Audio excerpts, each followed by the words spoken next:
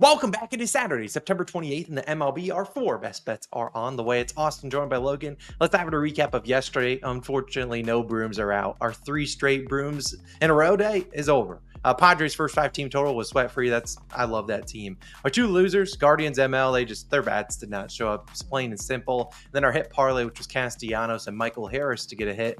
Castellanos first AB. Michael Harris reached on a walk and an error, which was questionable for an error, but frustrating there. But a 1 and 2 day, whatever, nothing you can do there. But Logan, I see you wearing a nice little Florida Gators a little shirt, and while they don't play today, Logan, there is our college football video if you want to go tap into that. Logan and I talk about the 4 biggest games of the weekend, including Georgia and Alabama. And then we also give out our favorite picks and props for this weekend Saturday slate. So you definitely can tap into that. I'll link it at the top of the description.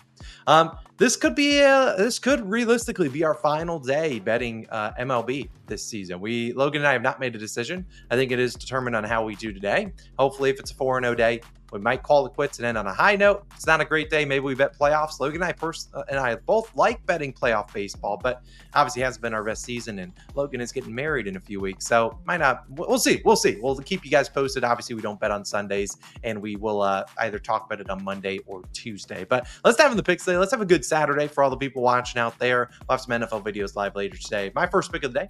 We're going to the Cincinnati Reds. I like their team total over 1.5 in the first 5 innings, plus 114 on DraftKings. Could it be falling into a trap here? Sure, but at plus 114, I got to take a stab at this against Kyle Hendricks, the professor. Now, if you want to take the first 5 over, you can. Brett Lauder, obviously their high draft pick. I don't know much about him. He hasn't started a ton this year. All I do know, the one time I faded him, bro was the best pitcher of all time. So I'm not going to get involved with Brett Lauder or the Cubs bats. Instead, I just asked the Reds. Put up 2 on the professor. Now, Kyle Hendricks, the professor, is his nickname. The season hasn't been a great one for him. 6.28 ERA and a 1.51 whip. If you remember early on in the season, we got wrecked by Kyle Hendricks. Logan took the first 5 under in a Skeens versus Hendricks start. Skeens threw a no-hitter in that game, through his 6 innings. And Hendricks gave up like 7 earned runs. We got cooked by him. And that was obviously the start of the year, a 10.57 ERA in his first 7 starts. Now they switched him to the bullpen, and he's been better over his last 16 starts the last few months. He's still rocking, though, a 5.17 ERA. So he hasn't been, the best pitcher of all time. And he has allowed 2 earned runs or more in 12 of those 16 starts. And you look at his props, he has a 2.5 earned runs line. It is like plus 105, plus 110 on the over, but his outs line is only 15.5. So they don't really know if he goes 5 or 6 innings, and they think he gives up 2, maybe 3 runs. Well, we only need 2 here, and we could involve errors as well. Are the Reds the best offense in the world? No. In fact, over the last few games, they've scored 0, 1, 2, and 0 runs. This could be a full game line, and they're still under in 3 of their last 4. But give them the benefit of the doubt. You look at the teams and the pitchers they faced. They faced Paul Skeens. They faced Tanner Bybee. They faced the Guardians bullpen game. And then yesterday they faced Jameson Taillon, who's been one of the best pitchers in the MLB in September with like a .85 ERA. So they faced some really tough matchups. Now you get Kyle Hendricks, who I would argue is not a very tough matchup. If they can't get it going today, then they're not going to be able to get it going tomorrow either when it's their final game of the season. Hendricks, you look at his underlying metrics, 5th percentile in expected batting average, 12th in expected ERA, 18th in 4th in K percentage, and 6th in whiff percentage. We know Hendricks' game is not getting those swings and misses. That's just not part of his game. He likes to rely on ground ball outs, which surprisingly, he's actually only induced like 6 or 7 double plays this season, which the Reds ground into the second fewest double plays. Additionally, in September, while the Reds' bats haven't been great, they've been about league average, 15th in batting average, 9th in walk percentage, 18th in OPS, and 22nd in WRC plus for right-handed pitchers. But I also like they are 7th highest in batting average on balls in play.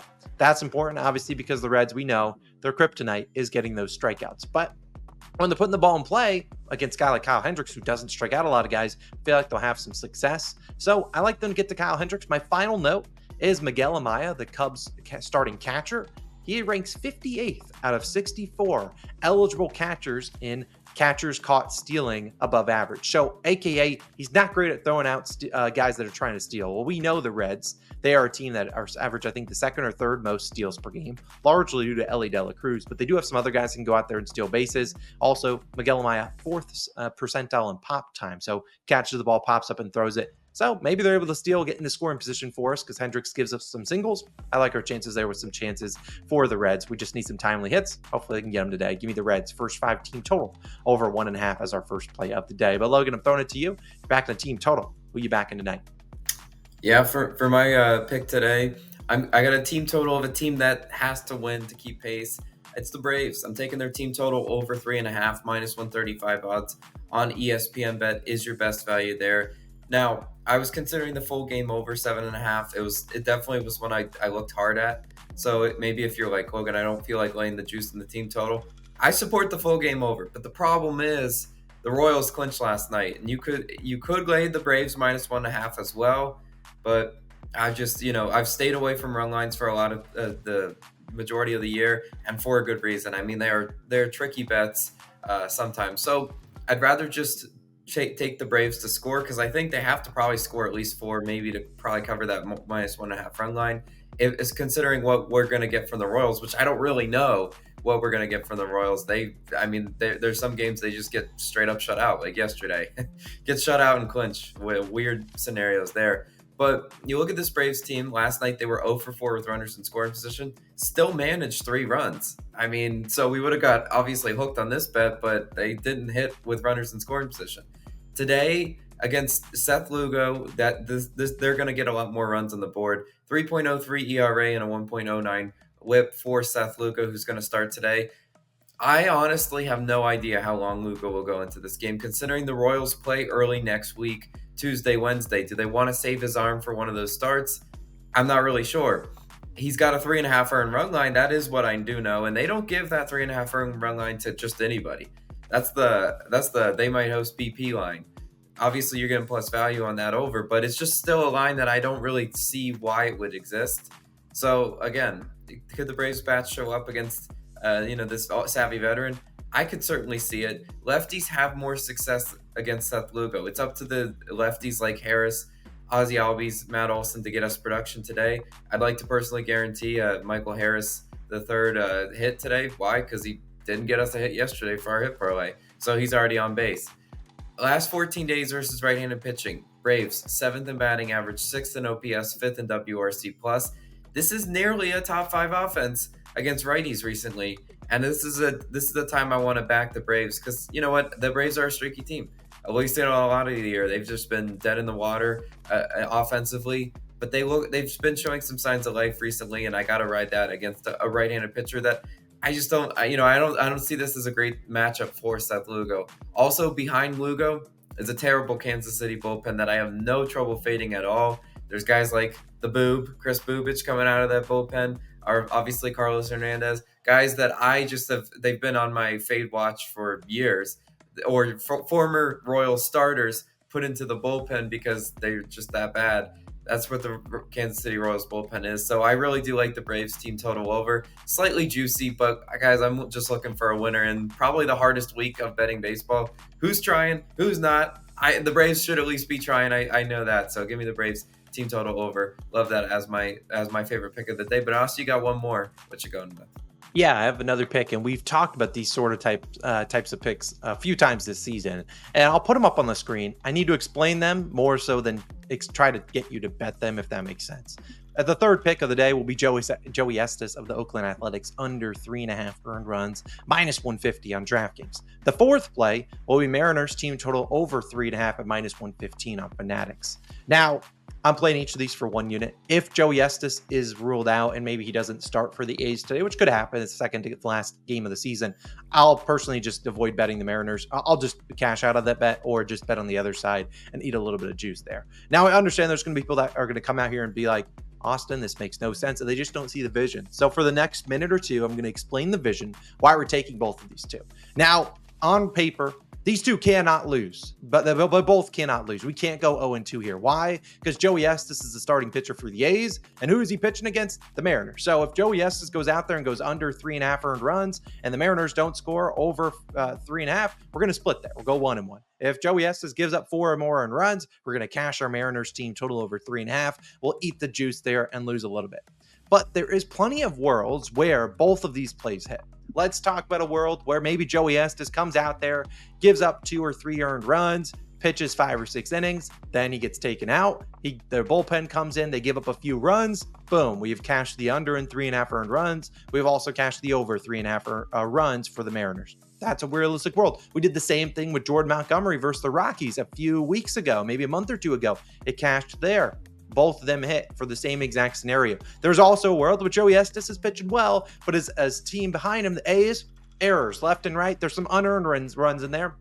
Hey, Joey still goes under in earned runs, but they give up 4 or more because the errors in there can't make those unearned. There's a lot of different ways where I feel like this could hit. And I'm going to put numbers to this sort of play so that you're not just like, Austin, you're just talking out of your butt. I understand there, but Joey Estes has a pitching outs line at 15.5. So they already don't think he goes far into this game last start of the season. Who knows how far they want to stretch him. Also, I think the Mariners can get to Joey Estes where he's not pitching a 0 earned run through 6, where it's like, all right, well, they're not scoring 4 now. I think he can give up 2 or 3. I think he could honestly give up 4 and we'll split even here. But Joey Estes on the road is allowed a 7.03 ERA.